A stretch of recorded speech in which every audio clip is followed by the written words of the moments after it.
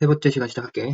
오늘은 음, 두 번째 시간에 얘기했던 안나카레니나 법칙 관련해서 조금 더 알아보는 시간을 가지고 다음 투자 관련해서 해서 좀 중요한 것들, 좀 핵심적인 것들 우선 풀고 그거를 줄기로 해서 이제 점점 가지를 붙여가는 방식으로 그렇게 이야기해가는 걸로 하고 음, 여기 보면 주식 투자 실패의 이유 99%는 돈을 잃고 1%만 돈을 따는 이게 이제 냉정한 현실이라고 하는 거잖아. 그러면 99%가 아니라 1%가 되기 위해서는 뭐가 중요하냐? 이 안나까리나 법칙에서는 하면 안 되는 거를 먼저 안 하는 것부터 챙기고 들어가야 된다. 그런 관점이고, 그런 관점에서 제일 많이 얘기를 하는 게 여기 써 있는 네 가지. 손실을 보는 가장 직접적인 원인은 잘못된 시기에 들어갔기 때문이다. 다음 충동적으로 예측한다. 탐욕에 사고 공포에 판다. 그 다음 레버리지의 유혹에 빠진다. 하지 말아야 할 거를 빼는 것부터 하라는 의미가 어, 여기 보면 이 영상을 보면 조금 빨리 쉽게 이해할 수가 있는데 이거는 이 교육 자료를 볼 때는 영상을 돌려서 들어볼 수가 있으니까 이건 참고적으로 들어보고 여기서 얘기하는 세 가지 늦은 진입 그러니까 주식이 막 화랑기에 막 주가가 치솟아서 누구나 너나 할 것 없이 다 주식 할 때 나도 주식 해볼까 이렇게 들어가면 그건 이제 고점에서 들어갔다는 얘기지. 그 다음에 뭔가 준비도 안 된 상태에서 남들이 주식을 해가지고 돈 벌었다고 하니까 나도 해볼까 하는 마음에 들어가는 그게 망하는 세 가지 이유 중에 첫 번째더라. 그 다음에 근거 없는 장기 투자. 뭔가 확실하게 성장하는 기업을 찾았다 이런 느낌이 아니라 그냥 사고서 기다리는 거지 막연하게. 그것도 하나의 이유가 되고 공부를 안 한다는 거. 뭔가 기업에 대해서 공부를 하기도 해야 되고 수많은 변동성에 견디기 위해서 자기 마음에 관해 공부해야 되기도 하고 그거를 얘기하더라고. 이 영상을 따로 보면 될 것 같고 이것도 주식 초보가 주식으로 망하는 세 가지 이유. 시작부터 잘못되었다. 고점 진입. 같은 얘기를 하고 있지. 하락에 대한 준비가 안 되어 있다. 고점에 들어갔으니 그 다음부터는 하상 코스가 이어질 거 아니야. 하상 코스에는 뭐 자기가 그걸 빨리 눈치챘으면 정리를 한다든가 해야 되는데 막연하게 좋을 줄만 알고 들어갔는데 그다음부터 막 하락이 계속되면 어쩔 줄을 모르고 그냥 방치하게 돼서 하락을 고스란히 끌어 맞는 그런 이제 일반적인 개미들의 모습이지. 그다음에 중요하다라고 써 있는 게 싸게 거래되는 기간에 분할해서 매수해라. 그리고 싸다는 거는 상대적인 거기 때문에 뭔가 비교해서 싸야 될 거 아니야? 그 상대적으로 싸다는 걸 알아볼 수 있는 눈이 있어야 된다. 그리고 이런 것들을 종합적으로 개인화된 자기만의 투자 기준 철학이 있어야 된다. 뭐 이런 얘기를 하고 있어. 요 밑에 영상들은 이제 일반적인 어떤 장기 가치 투자 뭐 이런 개념이 아니라 트레이딩이라고 그래서 짧은 기간만 거래를 하는 그런 관점에서 쓰여 있는 이야기인데 요거는 초보일 때 굳이 봐야 되나 싶긴 하네. 나중에 봐도 될 것 같고 이것도 개미 95%가 망하는 이유. 이거는 영상 한 번씩 보면 되고 실패하는 투자자의 15가지 착각, 실수 읽어볼게. 고점이나 저점을 찾을 수 있다는 착각. 나는 저점에 들어가서 고점에 팔 거야. 마음은 그렇게 먹고 들어가는데 과연 얼마나 되는 사람이 고점이나 저점을 다 칼같이 맞춰가지고 샀다 팔았다 할 수 있냐. 쉽지 않다. 그러면 단기 거래가 아니라 장기적으로 기업이 성장하는 그 가치를 보고서 투자를 해야지 단기적인 락에 맞춰갖고 주식 투자를 하겠다라는 생각은 저걸 계속 맞출 수 있다라는 착각이라는 거지. 그 착각 속에서 투자를 한다는 거지. 근데 이거는 좀 해봐야 알 것 같아. 해보면 내가 올라갈 것 같아서 샀는데 떨어지고 막 별 볼일 없을 것 같아서 팔았는데 막 올라가고 그렇게 끊임없이 투자하는 사람을 경황하게 만드는 게 주식 시장이거든. 그러니까 그거는 조그만 돈으로 경험을 해가면서 자기 스타일이나 자기 심리 변화나 이런 거를 뭔가 예전에 뭐 책을 보고 배웠다든가 뭐 어떤 걸 보고 배웠어. 그래서 자기만의 기준을 세웠어. 근데 그게 현실하고 얼마나 괴리감이 있는지는 해봐야지만 알 수 있단 말이지. 일단 먼저 내가 기준을 세우고 조그맣게 실전을 하면서 이게 현실하고 이론하고 이런 차이가 있구나. 그걸 조금 메꿔가는 작업. 그 작업을 어느 정도 진행을 해줘야 상승장, 하락장 이런 사이클을 겪으면서 경험을 좀 해줘야 비로소 내가 주식 투자에 대해서 조금 이해를 하게 됐구나 이렇게 생각할 수 있다는 거지. 두 번째는 상승조 올라가는 주식을 팔았다가 뭐 등락을 반복한다니까 변동성이 특징이라고 하니까 올라갈 때 팔았다가 떨어지면 다시 산다. 뭐 이거를 할 수 있다라는 착각이라는 거야. 아빠도 이 개념 때문에 실수를 한 적이 있는데 에코 프로그램이라는 종목이 있었어. 그 종목이 아빠가 분석한 종목 중에 되게 아빠가 초반에는 막 한 30종 막 이렇게 크게 넓게 그거를 친다라는 개념에서 막 내 주식은 되게 많은 종류의 주식을 투자를 했었거든. 근데 이제 언젠가 이제 투자를 해가면서 점점 이걸 좁혀가야 된다는 생각을 하고 있었어. 그래서 만약에 5종목으로 좁힌다면 뭐가 살아남을까? 거기에 에코 프로그램이 있었어. 그게 20년도 중반이니까 그때는 한참 이제 코로나로 주식 떨어졌다가 반등 일어나서 막 하늘로 달리던 시기였지. 어쨌든 그렇게 좋은 종목이고 훌륭한 종목이다라고 알고 있었는데 보다 보니까 올라갔다 내려갔다 하는 거야. 그래갖고 야 이거 계속 앉아만 있으면 올라갈 때는 기분 좋은데 또 조정받아서 떨어지면 또 마음 안 좋고 하니까 야 이거 반복하는 게 뻔히 보이니까 올라갔을 때 팔고 떨어지면 또 좀 사지 뭐. 그 차이를 이익 실현해서 좀 돈을 벌어볼까? 뭐 이렇게 해서 우리가 올랐을 때 그러니까 수없이 지켜본 거지. 여지없이 올라갔다가 떨어졌다 이렇게 하길래 이번에도 떨어지겠지 하면서 올랐을 때 팔았어. 근데 기다려주지 않고 막 하늘로 달려가 버리더라고. 기가 막히게 아빠가 파는 걸 알고 누군가가 알려줬는지 그때부터 쉬지도 조정도 안 받고 막 하늘로 달려가는 거야. 근데 힘들더라고 심리 관리가. 이게 내가 가지고 있던 종목이 내가 팔았는데 막 달려갈 때 그때가 되게 심리적으로 충격을 많이 받거든.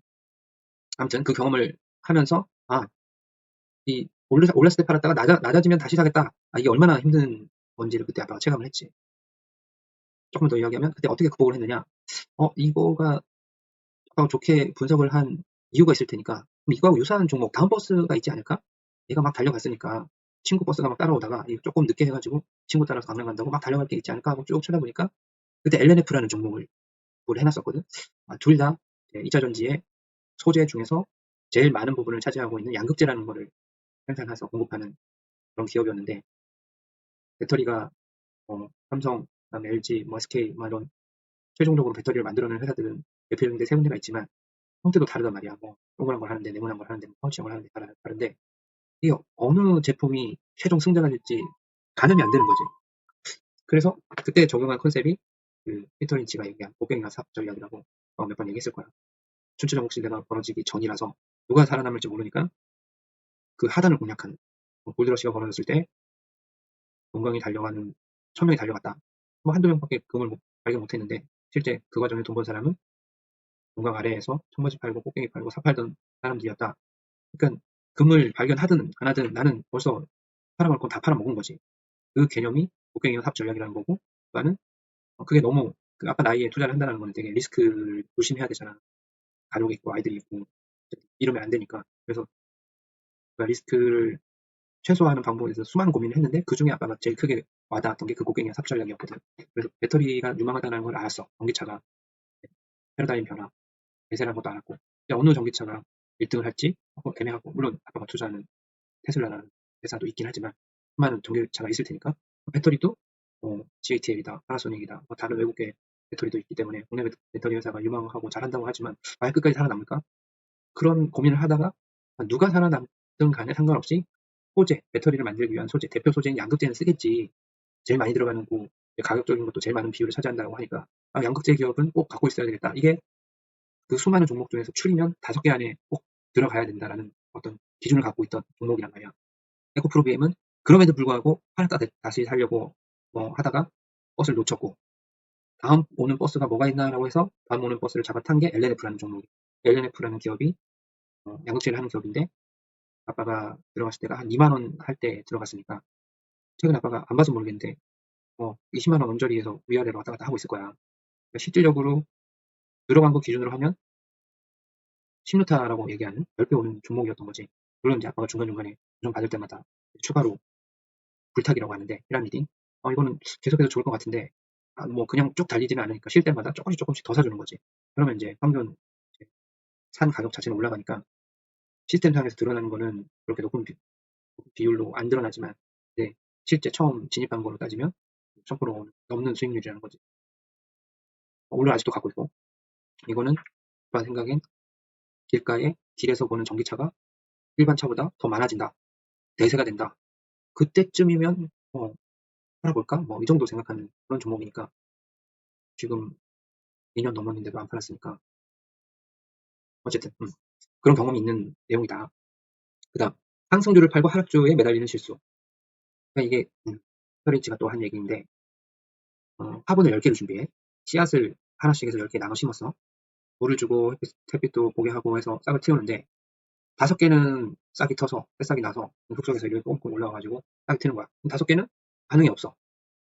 그러면 사람들이 아니 싹을 키우는 데다가 물 주고 영양분을 주고 해갖고 얘를 키워가지고 큰 나무로 키울 생각을 해야 되는데, 얘 싹 났네? 하고 뭔가 그 싹을 잘라가지고 먹어버리고, 싹도 안 난, 그러니까 뭔가 이게 날지 안 날지 정말 반응도 없는 화분에다가 물을 계속 주는 거야. 그러니까 쉽게 얘기하면 뭔가 될 것 같은 거를 더 영양분을 공급해서 더 크게 키워볼 생각을 해야 되는데, 조금 수익 났다고, 조금 벌었다고 싹 잘라버리고 수익 안 나 있는, 뭐 떨어져 있는 종목에다가 물을 태운다든지 막 이렇게 하는 게 문제란 말이지. 그냥 하지 말아라는 거 지금 공부하고 있는 거니까. 상승을 했다, 하락을 했다, 이 자체가 중요한 게 아니라 상승을 하고 난 그 시점에서 더 상승할 거리가 있냐, 아니면 그 성장성이 이제 어느 정도 천장을 만나서 큰 성장이 일어나기에는 쉽지 않은 시기가 왔나, 이걸 따지는 거지. 상승했다라고 해서 팔고 하락했다고 해서 팔고, 이게 아니라 내가 본 시점에서의 판단, 현재 기준으로 판단, 현재 판단이 앞으로 얘는 어떻게 될 것 같다, 판단으로서 사고 팔고는 해야 된다는 거지. 그 다음 4번, 과도한 거래가 이익을 가져준다는 착각. 뭐 트레이딩 하는 사람들하고 논란거리가 되는데, 시간을 어떻게 쓰느냐인데, 이건 나중에 자세하게 모멘텀 투자하고 가치 투자하고 그걸 비교해서 얘기할 때가 있을 거야. 너무 시간이 오래 걸려. 매수 망각, 사고서 그냥 관리도 안 하고 잊어버리는 거, 당연히 모르겠지. 그런 거 없거든. 내가 샀을 때 암만 확신이 있어도 기업 상황은 얼마든지 달라질 수 있으니까 항상 추적을 해야 된다는 거. 추적을 하려면 너무 종목이 많으면 그 추적 관리하기가 힘드니까, 보수들 중에 일부는 너무 많은 종목을 사가지고 있으면 관리가 안 된다 얘기하는 거고, 그래서 뭐 몇 종목, 10종목, 아빠가 생각하는 적정 종목을 10종목 정도. 근데 뭐 대형 우량주다 그러면 더 줄어도 되고, 중소형주 좀 작은 종목이다 그러면 기업의 어떤 흥망 성쇠가 좀 안정화되기 전이니까 좋은 종목을 좀 기업의 크기에 달려있는데 기본은 10개, 10종목에서 밑으로 5개, 뒤로 5개, 그 정도, 5종목에서 15종목 사이에 적절하다고 생각을 하고, 만약에 우량주로만 한다면 뭐 3주, 5주, 5종목 상관없다고 생각. 대신 이제 잘 아는 회사여야 되겠지. 그런 얘기고, 감정에 휘둘려 거래하는 실수. 그치. 그게 문제야. 저게 힘든 거고, 끊임없이 감정을 괴롭히고. 지금은 아마 이 얘기를 들어도 투자를 안 해본 상태니까 이해가 안 될 텐데, 요거는 이런 게 있구나, 이런 착각을 하고 이런 실수 때문에 문제가 생기는구나, 그런 관점에서 좀 듣고, 나중에 되새김질해 볼 때 이 의미를 더 깊게 이해한다, 그렇게 생각하고 읽고 넘어가면 좋을 것 같아요. 옳다는 걸 증명하려고 주식을 보유하는 고집. 내가 샀으니까 나는 수익 날 때까지 안 팔아. 그런 고집. 총매가 있어야만 주식을 매수한다. 그거는 어렵긴 한데, 원래 일반적으로는 뭔가 상승 총매, 뭔가 총매라는 거는 딱 불을 튀겨가지고 불 번져가지고 이제 활활 타오르기 전에 뭔가 작용하는 게 있어야지 본격적으로 이제 주식이 성장한다, 이런 뜻인데, 총매가 있는 걸 보고서 사는 게 맞긴 하거든. 또 야만 매수한다는 거는 총매가 사실 소문없이 올 수도 있고, 좋은 기업이면 매수할 수도 있는데, 그런 관점인 것 같고, 세금 문제에 연연하는 행동, 우량주를 놓친 시 군뱅이를 사는 실수, 이거 아까 얘기 꽃을 뽑고 잡채물을 주는, 소점 이하 단위까지 따지는 지나친, 사고 팔고 할 때는 판단이 팔아야 되겠다라고 판단이 됐으면 1원, 2원, 5원, 100원 이런 거에 이제 뭐 따지지 말라, 이런 뜻이고, 이번엔 다르다고 믿음을 거래하는 실수. 그치. 근데 평균행이라는 법칙이 작용하는 세상이라고 하거든. 너무 많이 가면 되돌아오고, 너무 떨어지면 상승하고, 이번엔 다를 것이다 통용되는 잘못된 얘기라고 하는데, 근데 사실 몰라. 이번에 다르다, 진짜 다를 수도 있는 거고, 아니면 과거에 그랬던 것처럼 또 반복되는 걸 수도 있는 거고, 이제는 뭐 모르는 거지. 경제 전망에 지나친 주의를 기울인다. 중요한 것은 기업의 스토리인데, 아빠가 이야기를 더 추가를 한 건지 이런 것만 쓴 건지 모르겠네. 이거는 초과수익 바이블이라는 책, 그 인쇄 잘못돼서 한 권 더 와서 지금 2권 우리 집에 있는 거 있지. 그 한 권은 딸이든 아들이든 먼저 필요하다고 하는 사람한테 줄게. 이거 괜찮은 책인 것 같아서. 피터 린치가 월가 영웅들이라는 책을 냈는데, 아빠가 주식 입문할 때 제일 처음 봤던 책인데, 그 안에 있는 얘기야. 어리석고 위험한 생각. 내릴 만큼 내렸으니 더는 안 내려. 바닥에서 잡을 수 있어. 오를 만큼 올랐으니 더 오르지는 못할 거야. 고작 주당 얼마야? 헐값인데 얼마나 손해보겠어. 결국 회복할 거야. 동트기 직전이 가장 어두운 부위지. 다 됐어. 다 왔어. 이제 새벽이야. 이제 아침 올 거야. 얼마까지 반등하면 팔아야지? 와야지 말이지, 그 시간.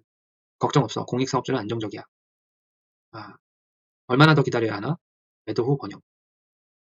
안 사서 엄청 손해봤다. 요거 얘기 좀 해야 되겠다. 사지 않아서 손해본 돈은 없다. 다른 사람이 얻은 이익을 자신의 손실로 여기는 태도는 금물이다. 누군가가 막 얘기를 했는데 친구는 사고 나는 안 샀어. 친구는 사가지고 돈을 벌었대. 나는 안 사서 돈을 못 본 거지. 손해봤다라고 생각해버린다는 거지. 돈을 벌 수 있었는데 손해봤다. 돈을 손해본 건 아니지 솔직히. 돈을 못 벌었을 뿐이지. 얘가 좀 다르네. 주가가 꽝 대신 닭이라도 잡자. 제2 아무개가 속가를 보는 경우는 드물다. 주가가 올랐네? 내 말이 맞잖아. 주식이 오르면 팔고 내리면 보유하는 것은 여기 있다. 꽃을 뽑아내고 잡초에 물을 주는 것이다. 내리는 주식은 팔고 오르는 주식은 보유하는 것도 그다지 좋지 못하다. 기계적 반응이 아니라 기업의 스토리에 따라 매입하거나 매도해야 한다. 월가 영들은 이제 실전 투자용인데 투자 컨셉 같은 것도 있고 예를 들어서 뭐 어떤 가치가 회복하는 주식에 투자해 볼 수도 있고 성장하는 주식에 투자해 볼 수도 있고 턴어라운드라 그래서 기업이 안 좋아졌다가 다시 이제 회생하는 그런 주식에 투자해 볼 수도 있고 이런 컨셉들도 많고 이 사람의 특징이 뭔가 안 좋은 시기까지 찐득하게 기다려가지고 시기가 좋을 때 투자를 하는 그런 것보다는 그냥 평범할 때 상대적으로 우위에 있는 걸 많이 발굴해가지고 투자를 하는 스타일이라 투자 아이디어 개념에서는 되게 거의 탑 클래스인 것 같아요. 어떤 사람들은 딱 정형화된 투자 방식을 선호한다면 이 사람은 그냥 있는 기회는 다 찾는 느낌. 그래서 되게 폭넓게 투자 아이디어를 찾아볼 수가 있어요. 이 머리가 영웅들이라는 책은. 그 다음에 필립 피셔. 투자자가 저지르지 말아야 할 10가지 잘못. 화려하게 선전하는 기업의 주식을 매수하지 말라. 훌륭한 주식인데 단지 장외시장에서 거래된다고 해서 무시해서는 안 된다. 사업보고서에 표현이 마음에 든다고 해서 주식을 매수하지는 말라. 흔이익에 비해 주가가 높아 보인다고 반드시 앞으로의 성장이 이미 주가에 반영되었다고 속단하지 마라. 너무 적은 호가 차이에 연연해 하지 마라. 너무 과도하게 분산 투자하지 마라. 나중에 분산 투자, 집중 투자에 관해서 한번 얘기할 타임이 있을 거야. 오랜 싸움이지. 분산하는 게 맞다. 밸류의 기준. 집중하는 게 맞다. 분산하는 거는 그만큼 좋은 주식을 알아보지 못하는, 똑똑하지 못하는 걸 드러내는 거 아니냐. 이런 거랑. 아니다. 투자를 장기적으로 할 때는 뒤로 안 가는 게 제일 중요하다. 그래야지 복리 효과를 충분히 누리면서 점점점 큰 기대를 할 수 있다. 그러면서 이제 막 싸우는데 그거 따로 정리하는 게 있으니까 따로 다른 시간에 얘기합니다.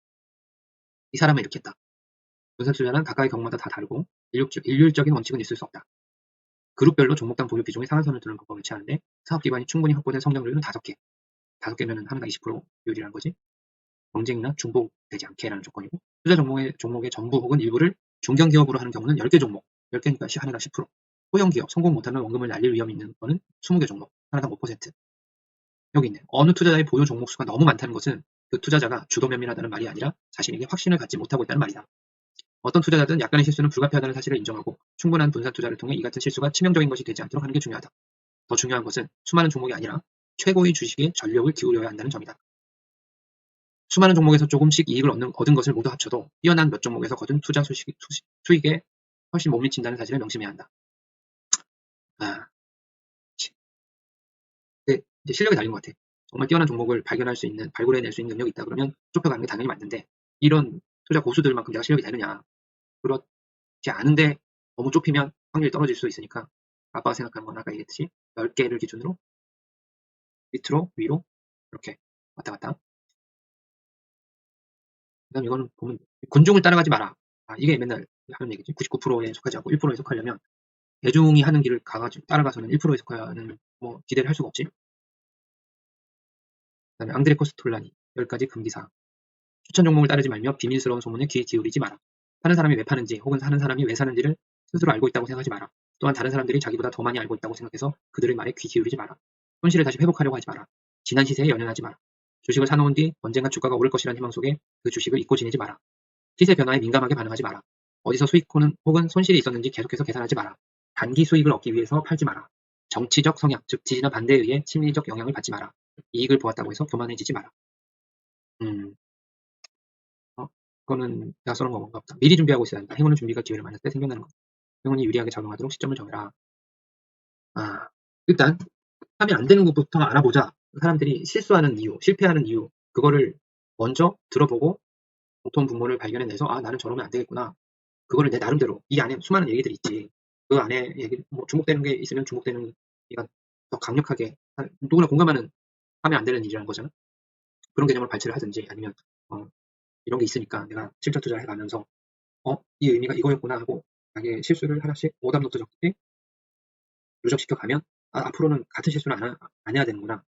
이렇게 정리해가도 되고 어쨌든 갖춰야 될 게 무수하게 있는데 그걸 가기 전에 그 얘기를 하기 전에 하면 안 되는 것들 그거에 대해서 먼저 얘기를 하는 시간이었다. 그리고 지금은 조금 이해하기 어려울 수 있지만 하면 안 되는 것들을 이렇게 정리해놨었는데 나중에 공부를 해가면서 내 기준을 나름의 만들어가면 그때 이거를 다시 되새김질을 해서 뭐 보면 되잖아. 아, 이거가 그때 그 얘기구나. 이렇게 좀 이해하는데 도움이 되면 좋을 것 같아. 30분을 기준으로 영상 만드는 작업을 하려고 알람을 맞춰놨는데 일단 오늘은 세 번째 시간은 이 정도로 하고 다음 시간에 이제 갖춰야 될 거에 대해서 핵심적인 거를 다루는 그런 시간을 한번 가져보면 좋을 것 같아요. 좀 어렵지. 어려운데 어쨌든 한 번에 이걸 다 머릿속에 넣어라 이런 개념이 아니니까 조심해야 될 게 많구나. 그 정도로만 이해하고 나중에 그냥 내가 이 조심할 거를 익숙하게 뭔가 공부도 안 한 상태에서 투자를 본격적으로 시작했는데 하지 말라는 거를 실수를 했어. 망했어. 그러면 안 되니까 나중에 투자를 할 때는 연습하는 과정이 있어요. 그러니까 내가 10만 원을 투자하려고 계획을 하고 있었어. 그러면 일단 한 2만 원, 3만 원 정도만 해보는 거야. 해보면서 실수도 하고 이게 이거였나 느끼고 이렇게 이론하고 실제 투자에서 벌어지는 괴리를 메꾸는 과정을 이제 경험을 하면서 채워가고 어느 정도 이제 좀 알 것 같아. 그럴 때 본격적인 자금을 실제 투자를 하는 걸로 그렇게 해야 정말 이제 살아남는 방법을 먼저 깨우쳐야 되거든. 그걸 못하고 본격적인 투자를 먼저 하다가 그냥 아웃되는 사람들이 너무나 많기 때문에 다시 한번 정리하면 투자에 대해서 공부를 해서 기준을 만든다. 그 내가 만든 기준이 실제 투자하고 얼마나 괴리가 벌어지는지를 조그만 연습 투자 과정을 통해서 괴리를 메꿔가는 작업을 한다. 그래서 어느 정도 이게 좀 알 것 같아 싶을 때 다시 본격적인 투자를 시작한다. 그 투자 시기가 이왕이면 봄, 여름, 가을, 겨울이라 그러면 봄 이럴 때는 좋겠지. 너무 조급하게 가을인데 겨울이 막 다가오기 시작하는데 투자를 시작하고 너무 힘든 투자 여정이 되니까 그때는 좀 충분히 공부하는 시기라고 생각하고 내가 봄을 기다리면서 나의 실력을 쌓아놓는다. 이런 개념으로 접근을 하면 될 것 같아요. 나이도 아직 어리고 하니까. 자, 오늘은 여기까지. 끝.